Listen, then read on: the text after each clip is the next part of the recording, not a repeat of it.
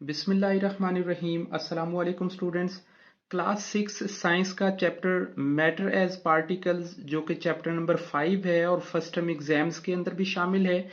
इसकी रीडिंग इंशाल्लाह ये हमारी लास्ट वीडियो है जो कंप्लीट हो जाएगी। More evidences that particles are moving, यानी इससे पिछली वीडियो के अंदर हमने कुछ एविडेंसेस नोट की थी कि किस तरह से जो सॉलिड स्टेट होती है या गैस होती है या लिक्विड होती है वो किस तरह से अपना वॉल्यूम या अपना वेट या अपना प्रेशर जनरेट करती है।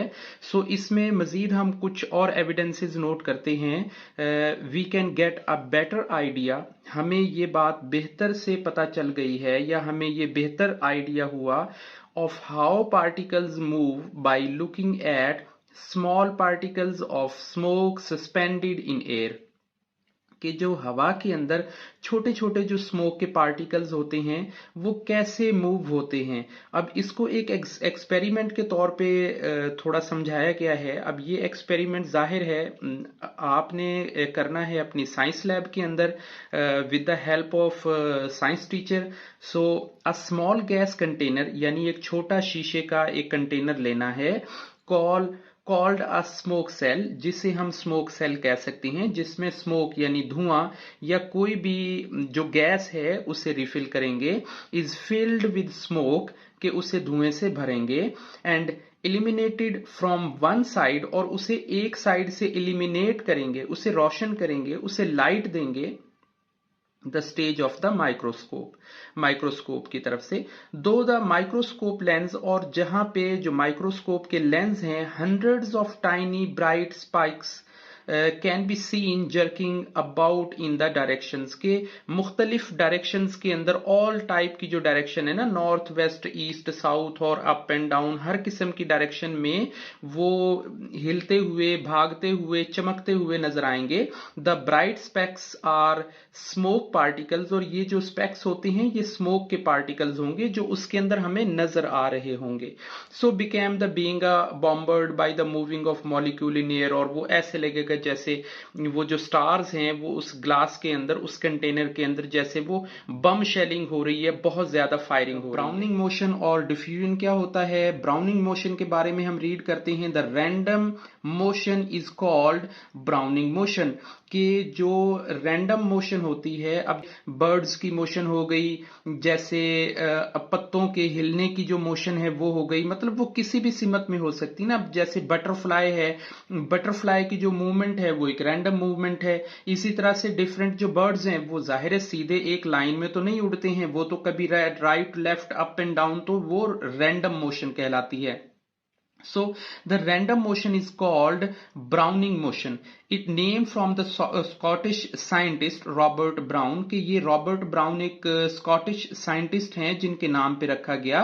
In 1827 Brown noticed that the pollen grains moved jerking when the placed in water.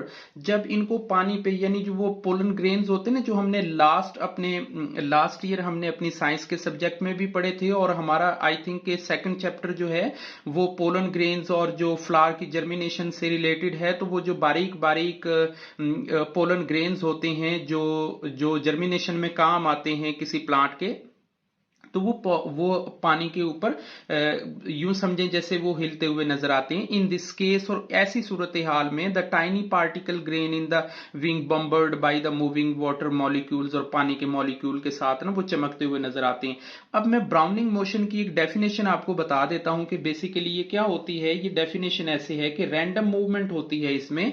Random movement का मतलब, जैसे आपने रैंडम मोशन पूछ ली, इसी तरह से रैंडम मूवमेंट भी होती है जिसे हम माइक्रोस्कोप के जरिए कुछ पार्टिकल्स को लिक्विड या गैस या किसी भी कोलिजन में, यानी तसादुम में, जब वो एक दूसरे से, जैसे पानी के अंदर पोलन ग्रेन्स हो गए या कोई और, जब एक दो मैटर्स के अंदर ये चीजें कोलिजन कर रही होती है ना, एक दूसरे से तसादुम कर रही होती हैं, तो उनकी रैंडम मूवमेंट हो रही होती है। हमारे सामने जो हेडिंग है स्टूडेंट्स वो डिफ्यूजन की है। बहुत अहम इस डिफ्यूजन की इस जो डेफिनेशन है इसे समझना जरूरी है, क्योंकि ये हमें बार बार आगे आने वाले चैप्टर्स के अंदर थोड़ा डिस्टर्ब करेगी। हम इसका कंसेप्ट बेसिकली समझते हैं। सादा सी बात ये है कि किसी बड़ी जगह से किसी छोटी जगह की तरफ अगर कोई पार्टिकल्स मूव करते हैं तो उसे हम डिफ्यूजन कहते हैं।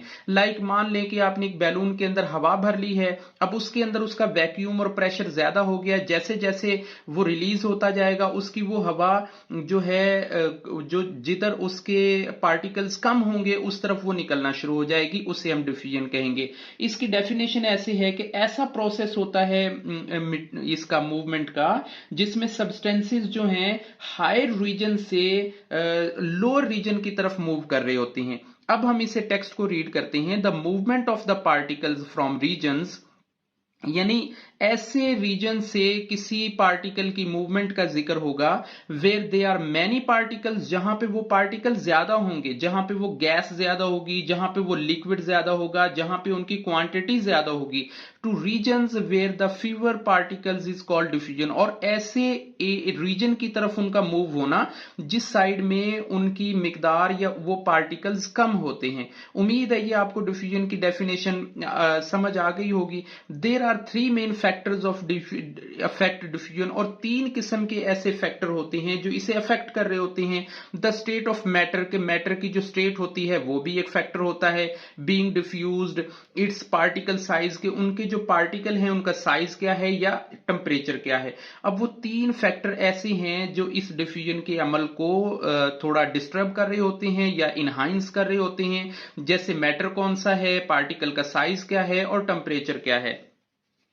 पेज नंबर 45 पे मूव होते हैं स्टूडेंट्स। तो पेज नंबर 45 पे है this type of movement occurs in liquid and gases, कि ये जो डिफ्यूजन की जो मूवमेंट है, ये वाली जो मूवमेंट है ये होती है लिक्विड और गैसेस के अंदर, बट नॉट इन सॉलिड्स, लेकिन ये सॉलिड के अंदर नहीं होती है। लेकिन particles of solids can not move from their place, कि जो सॉलिड के जो पार्टिकल्स होते हैं वो अपनी जगह से मूव नहीं करते हैं, वो अपनी such as diffusion is faster in gases, के डिफ्यूजन का अमल जो है गैसेस के अंदर वो तेजी से हो रहा होता है देन द लिक्विड स्टेट्स, के लिक्विड स्टेट की निस्बत गैसेस में ये अमल तेजी से होता है, क्योंकि गैसेस पार्टिकल्स मूव फास्टर। अब वजह क्या है, इसकी रीजन भी उसने यहीं पे दे दी है कि ऐसा क्यों होता है कि डिफ्यूजन का अमल गैसेस के अंदर ज्यादा होता है, because the gas particles move faster.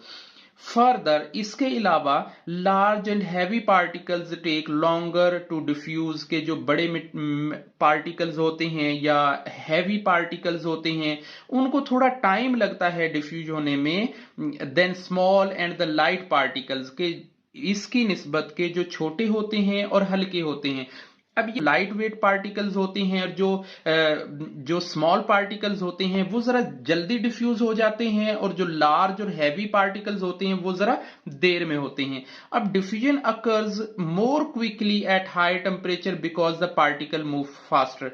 अब तीसरी जो रीजन है डिफ्यूजन के अमल में बेहतरी लाने वाली वो है कि जब ये पार्टिकल्स होते हैं हाई टेम्परेचर पे तो ये तेजी से मूव करते हैं। बेसिकली हमारे सामने जो कंसेप्ट क्लियर किया गया है वो यही कंसेप्ट क्लियर किया है कि the state of matter is being, के जो तीन फैक्टर्स हैं इनमें डिफ्यूज होने का साइज में और टेम्परेचर में जो फर्क होता है वो बेसिकली में मूव होने की जो शरह है वो कम होगी। अगर वो टेम्परेचर ज्यादा होगा तो भी वो क्विकली और इजीली हो जाएंगे। Evidences for the space between the molecules, के मॉलिक्यूल्स के अंदर, अच्छा अभी तक हमने जो पढ़ा था वो पार्टिकल्स के अंदर पढ़ा था कि पार्टिकल के अंदर मूविंग और पार्टिकल के अंदर स्पेस।